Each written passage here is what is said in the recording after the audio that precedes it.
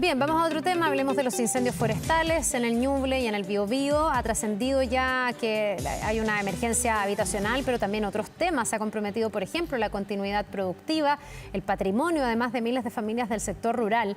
Más allá de las pérdidas materiales, el escenario actual plantea desafíos críticos en materia de seguridad, también de prevención y la urgencia de investigar la intencionalidad tras los focos activos que amenazan la sostenibilidad de la agricultura en toda esa zona, que es tan relevante para nuestro país. Vamos a analizar el alcance de estos daños. Nos acompaña para esto el secretario general de la Sociedad Nacional de Agricultura, Juan Pablo Mate. Muchísimas gracias, Juan Pablo, por estar con nosotros y bienvenido. Gracias a ti, Carla, por esta invitación. Muy importante poder conversar en profundidad de lo que ocurre. Totalmente. Y bueno, hemos estado súper pendientes de los damnificados, de lo que pasó con la vivienda, pero aquí hay una serie de capas, digamos, de distintos aspectos y dimensiones donde la gente puede estar afectada y uno tiene que ver con esto, con la productividad de una zona que es muy relevante para la agricultura de nuestro país y de la que vive mucha gente, además. ¿Cómo están ponderando ustedes los efectos de estos incendios que han sido tan devastadores?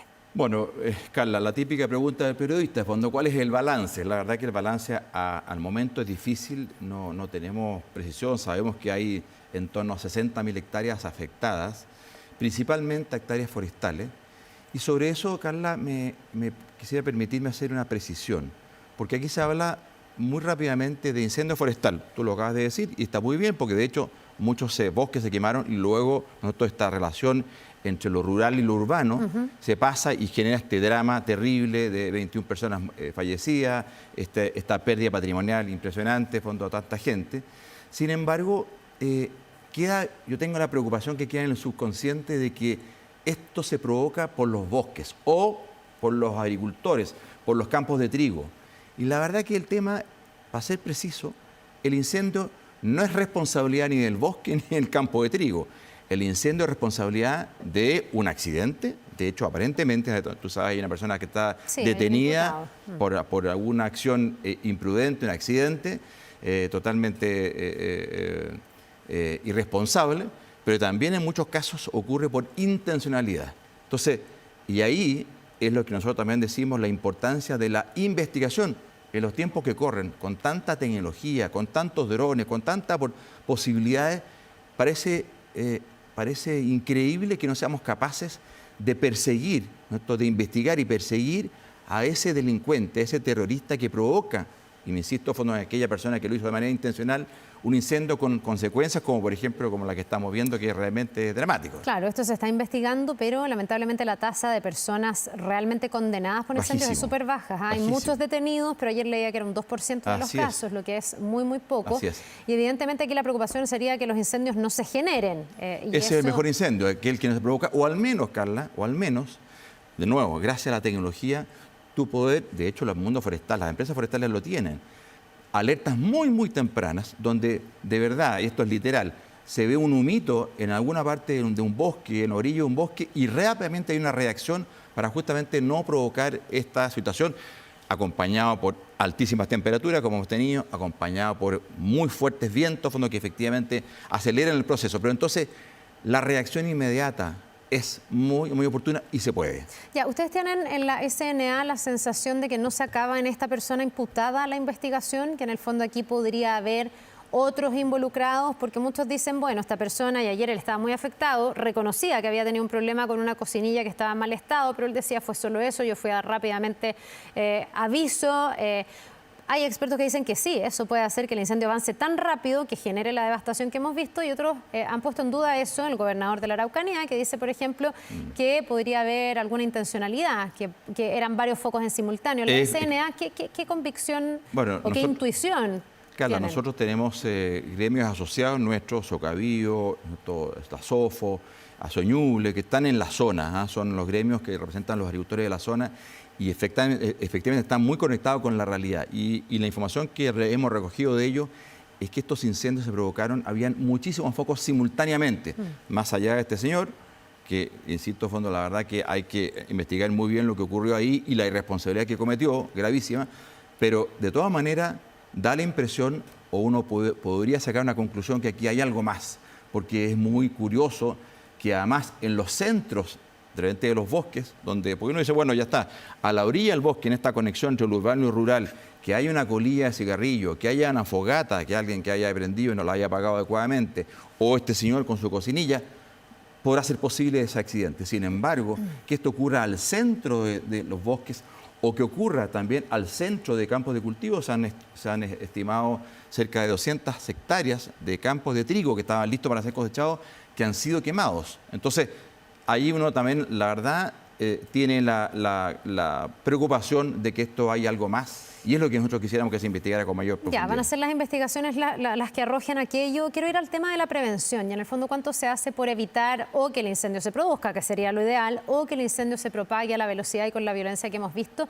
Y desde ese punto de vista, Juan Pablo, me interesaría saber si hoy día los protocolos que existen y el estándar que existe para el manejo de los cultivos en los campos son suficientes para el tema de la prevención. Antes de hablar de la ley de incendios, quiero hablar de una advertencia que había hecho la CORMA, la Corporación Nacional de la Madera, que hace un año había dicho que había demasiados residuos forestales que podían ser un muy buen combustible para un incendio como este. Ellos hacían un escenario hipotético que era mucho peor. Hablaban de 30.000 viviendas quemadas, damnificadas a raíz de eventuales o potenciales incendios. Se pidió una autorización para hacer quemas controladas. No llegó esa autorización. La autoridad dice, claro, pero llevaban 6 años acumulando estos residuos forestales. ¿Se están gestionando bien nuestros campos? ¿Por qué esa cantidad de residuos que eran toneladas y toneladas? Se habla de no sé cuántas hectáreas. Sí, no, muchísimo. Era un volumen realmente enorme. Y estaba creo que son 4.000 hectáreas. Estaba esta intención de poder justamente abordar esto y resolverlo oportunamente y de manera controlada, con temperaturas y con el nivel de humedad bastante mayor y temperaturas más bajas. Por lo tanto, tú puedes controlar. Mira, es lo mismo que ocurre desde siempre, Carla. Créeme que desde siempre, con el caso de los cultivos de trigo, una vez que la persona cosecha su trigo, queda, ¿no?, toda la paja del trigo, que queda entonces un residuo vegetal que es peligroso, está totalmente seco, es muy peligroso. Los agricultores entonces también hacen un manejo del fuego hace mucho tiempo. ¿Con quemas controladas? De manera controlada, con cortafuegos, pasan primero entonces con un tractor, con una arrastra, o sea, temas bastante técnicos, pero concretos. Están con un tractor, con un carro de agua ahí al lado, en caso de escaparse, por ningún motivo, si es que hay viento, temprano en la mañana o muy tarde en la tarde.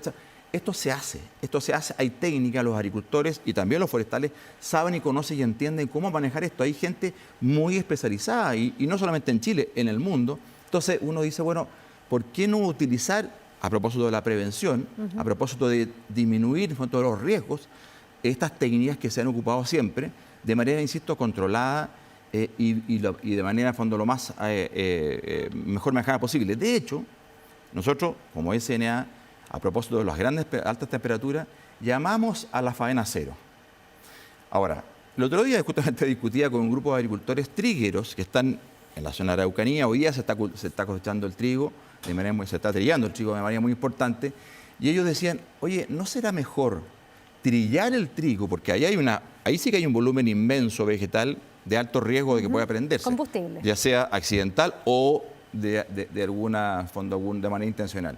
Entonces, ¿no será mejor trillarlo con todas las medidas de seguridad alrededor y bajar esa carga de riesgo que hacer faena cero? ¿Qué es faena cero? Faena cero es no trabajar, no hacer el trabajo. Eliminar todo tipo de... o cambiar el horario, hacerlo muy temprano o muy tarde, tratando de minimizar eso. Pero también la verdad que te insisto, uno objetivamente analiza y revisa y dice, tal vez es mejor meter en la máquina trilladora, trillar este trigo, disminuir esta carga enorme de riesgo y hacerlo de manera muy, muy controlada. Pero eso no debiese ser periódico, a mí lo que no me calza, entendiendo que hay un reproche a por qué la autoridad no permitió esta quema controlada, que a lo mejor hubiese disminuido esa carga combustible en la antesala de estos incendios. ¿Por qué durante 6 años se puede estar acumulando esos residuos sin que se les dé el manejo necesario? Porque después viene un incendio y encuentra este combustible, que obviamente hace mucho más difícil todo el trabajo para poder apagar las llamas. Yo entiendo, Carla, que esta petición se hizo este año, pero también años anteriores. Lo que pasa es que como estamos con este concepto de la contaminación, y está muy bien, y particularmente en la zona sur, donde de manera increíble ciudades como Temuco viven un nivel de contaminación altísimo, por todo el tema de la leña, bueno, sería largo discutir. Entonces, efectivamente la autoridad le tiembla mucho la mano para poder dar un permiso de esta quema controlada, pero de verdad, a la luz de los hechos, yo creo que vale la pena analizar, entender, estudiar y hacerlo con todos los resguardos y con todas las prevenciones que correspondan, porque hay tecnología, hay capacidad, hay experiencia para poder hacerlo de manera controlada y disminuir esa carga. ¿Que va a generar a lo mejor algún nivel de contaminación? Puede ser. Busquemos cuáles sean los días menos riesgosos desde ese punto de vista para poder bajar esa carga y no tener este riesgo enorme de cara al próximo verano. Ya, esa tal vez podría ser una de las mejoras o de las cosas que habría que reflexionar para prevenir, ¿no? Pero también se ha hablado evidente, yo creo que está, de la necesidad de que haya más planificación y también ha habido organizaciones, políticos que han puesto nuevamente sobre el tapete la ley de incendios, que ha costado que sea aprobada. Yo leí que en el fondo no estaba tan de acuerdo con la ley de incendios. Me gustaría saber cuáles son los reparos a esa ley, porque lo que sí plantea esa ley es más prevención en términos, por ejemplo, de poner más cortafuegos, de poder trabajar en interfaz en los lugares donde se junta el bosque con la vida urbana, que ahí generalmente se produce un riesgo. ¿Qué es lo que no los convence todavía de esa ley, que algunos dicen que es absolutamente prioritaria y otros dicen, bueno, mire, las leyes no van a evitar que haya incendios? ¿Qué mirada tiene? No, las leyes, mira, las leyes... Uno puede analizar varias leyes, fondos que finalmente se traducen en realidad y que generen impacto. Ahí está la ley de robo de madera que ha generado un impacto Totalmente. En la zona sur muy positivo. Así que las leyes sí pueden generar cambios en las conductas. Desde ese punto de vista, nosotros no es que no estemos de acuerdo con una ley de incendio, nos parece importante, necesario, pero cuando se genera esta discusión hay que hacerla primero con todos los antecedentes. Nosotros hemos ido... Nuestro socio de Corma también ha ido al Parlamento, hemos planteado nuestro punto de vista, hay varias cosas de las cuales estamos de acuerdo. Por cierto, todo el tema de prevención nos parece muy necesario, muy importante, sin embargo, vemos que hay varias cosas que faltan. Primero, fondo, también tenemos una preocupación de que se transforman los fiscalizadores de CONAF, hoy día, mañana Sennafor, en juez y parte. Entonces, fondo, ahí tenemos una... ¿Por qué juez y parte? Porque al final son ellos los que te dictan la norma, y ellos los que controlan esa norma, el cumplimiento de esa norma. No. Y la verdad que con esta cuestión, insisto, aquí hay experiencias de larga data en el mundo forestal que hacen ver que estas cuestiones no están de tal manera, sino que tienen sus matices y hoy es importante tener esa discusión. Entonces aquí ¿sabe qué más? Usted no hizo lo que yo dije exactamente, pero es que era ridículo. Mire, usted no lo hizo, multa, y multa bastante, por cierto, bastante alta. Y además, lo más importante a nuestro juicio es que junto con la prevención, debiera aquí haber también un tema del combate, de cómo hacer, fondo, un control más colaborativo. Se hace hoy día, pero de manera, fondo, perdón la expresión, por la buena onda entre el mundo privado y el mundo público. Aquí debiera haber efectivamente una cuestión mucho más institucionalizada de un combate de estos incendios cuando se provocan entre el mundo público y el mundo privado para apoyarse. Todo el tema de la investigación, yo ya te decía, todo el mundo te dice...